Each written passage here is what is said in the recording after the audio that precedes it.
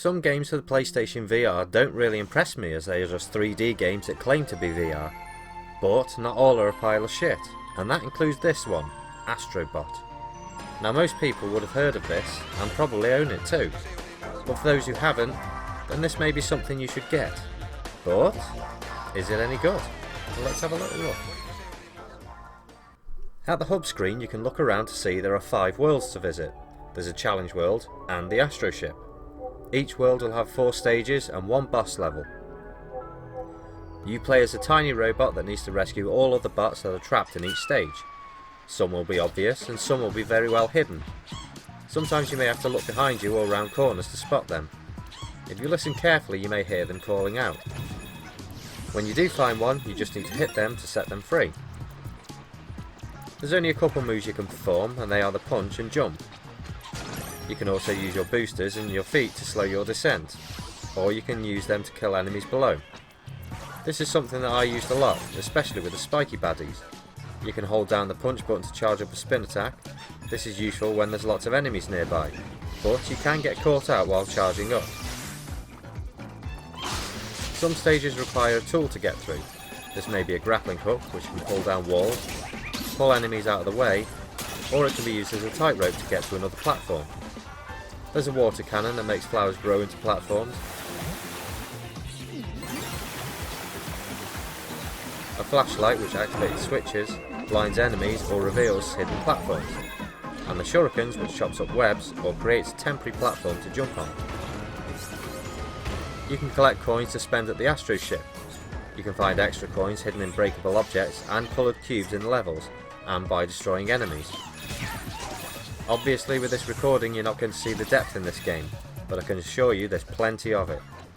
Initially, when moving forward you find yourself leaning back and feeling slightly disoriented, but this is something you get used to. At the end of each stage your bots that you have rescued will be counted and you'll return to the hub. From here you can see how many you missed out on.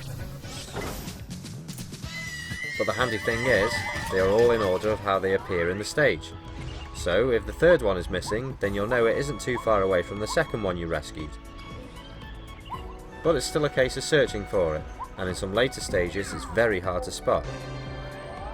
Bosses are big in this game and all have certain weaknesses. I love how with this boss, you're fighting on a PS1. Also hidden in each stage is a chameleon. You'll need to look everywhere in the stage for these. They are slightly invisible, so you'll need to look very carefully. Once you spot one, you'll need to keep looking at it until it fully appears. These contribute to the challenge world. Once you have collected enough coins, you can go to the Astro ship. Here you can spend some coins on the claw machine to grab a ball and view its contents. This could be a character in the game or a diorama of a level. Each ball contributes to a box with a theme, and you can open a box to play a miniature version of the level. But is it any good? This game is probably the best game I've ever played. The graphics are stunning and bright, and the depth of the levels are insane. The camera viewpoint never got annoying, it always positioned itself in the right place. The controls are perfect, although sometimes the camera lost track of the controller, and thought it was in a different place than where I actually had it. But the level is still playable and reset itself on the next level. It's not a difficult game, but it can offer some challenging areas which will require quick thinking and reactions. The music and sound are great and will stay in your head for a long time. It's a shame Nintendo didn't have a VR peripheral, as this style of game would be perfect as a Mario title.